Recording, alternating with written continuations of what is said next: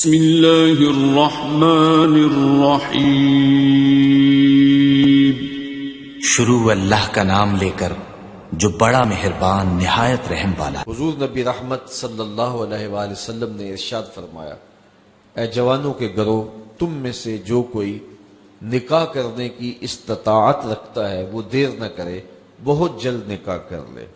یہ نظر کا اور پارسائی کا محافظ ہے۔ اور اگر تم میں سے کسی کو نکاح کرنے کی فی الحال توفیق نہیں ہے، اس کی استطاعت مالیہ میسر نہیں ہے، تو پھر وہ کثرت کے ساتھ روزے رکھے، کیونکہ روزے نفسانی خواہشات کو توڑتے ہیں، آرزوؤں کو ختم کرتے ہیں۔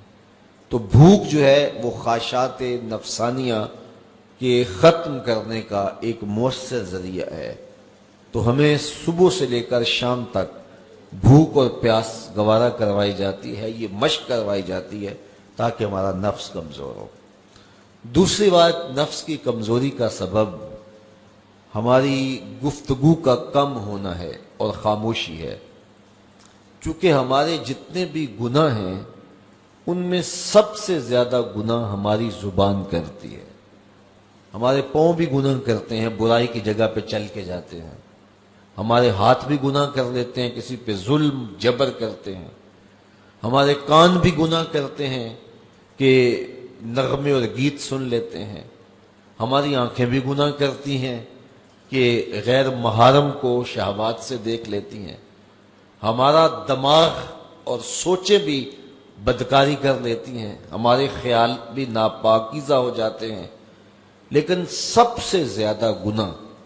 ہمارے بدن میں ہمارے جسم کا جو حصہ کرتا ہے وہ ہماری زبان ہے۔ ہاتھوں کے گناہ بھی محدود ہیں، کانوں کے گناہ بھی محدود ہیں، اسی طرح آنکھوں کے گناہ بھی ایک قسم پر مشتمل ہیں، لیکن جو زبان کے گناہ ہیں یہ کئی اقسام پر مشتمل ہیں۔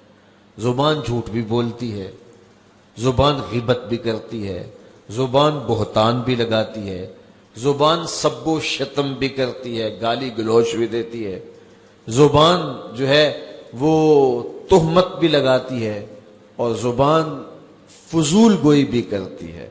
تو اس زبان کے بہت سارے فتنے ہیں، اس لیے اس زبان کو 32 دانتوں میں جکڑ کے رکھا گیا ہے، لیکن اس کے باوجود یہ بے قابو ہو جاتی ہے۔ ایک روایت میں آتا ہے جب صبح طلوع ہوتی ہے تو پورے اعضائے بدنیاں زبان کے آگے ہاتھ جوڑتے ہیں اور اس کو کہتے ہیں کہ تو جو ہے وہ خاموش رہنا، تیری وجہ سے پورا بدن فتنے کا شکار ہوتا ہے۔ تو زبان کے گناہ سب سے زیادہ ہے، اسی لیے میرے اور آپ کے آقا و مولا نے ارشاد فرمایا،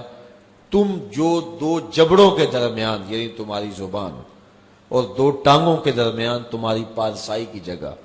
ان 2 چیزوں کی مجھے ضمانت دے دو، میں محمد تمہیں جنت کی ضمانت دے دیتا ہوں صلی اللہ علیہ وسلم۔ تو یہ زبان بہت زیادہ گناہ جو ہیں وہ انسان کی زبان کے ہیں، اس لیے روزے کے اندر ہمیں اپنی زبان کو کنٹرول کرنے کی تاکید بھی کی گئی ہے۔ یہ خوراک بچاؤ مہم نہیں ہے روزہ کہ اس سے تم نے کوئی بچت کرنی ہے، بلکہ اس سے بھی نفس کشی کے لیے ماحول پیدا کیا گیا ہے۔ تو اگر پیٹ نے روزہ رکھا ہے تو زبان رکھتی نہیں ہے، تو پھر صرف پیٹ کا روزہ ہوا اور زبان کا روزہ ہی نہ ہوا، اور زیادہ گناہ جو ہیں وہ پیٹ کے نہیں ہیں، زیادہ گناہ زبان کے ہیں۔ اور اگر کوئی شخص حلال کردہ چیزیں رب کی وقتی بندش کی وجہ سے ان سے رک جاتا ہے، کھانا نہیں کھاتا، پانی نہیں پیتا، اعلیٰ انواع و اقسام کے فروٹ دستیاب ہے نہیں لیتا کہ میں نے روزہ رکھا ہوا ہے، لیکن جھوٹ بولتا ہے، غیبت کرتا ہے، بہتان تراشی کا بازار گرم ہے، نظریں بدکاری کر رہے ہیں، خیال بھٹک رہے ہیں، سوچے آوارہ ہیں، تو جن سے رمضان المبارک کے علاوہ بھی روکا گیا تھا تو ان سے وہ نہیں روکتا، تو اس کا پھر روزہ کیا ہوا؟ تو میرے اور آپ کے آقا و مولا نے فرمایا، جس نے جھوٹ نہ چھوڑا، جھوٹے کام نہ چھوڑے، اس کے بھوکا اور پیاسا رہنے کی اللہ کو کوئی ضرورت نہیں ہے۔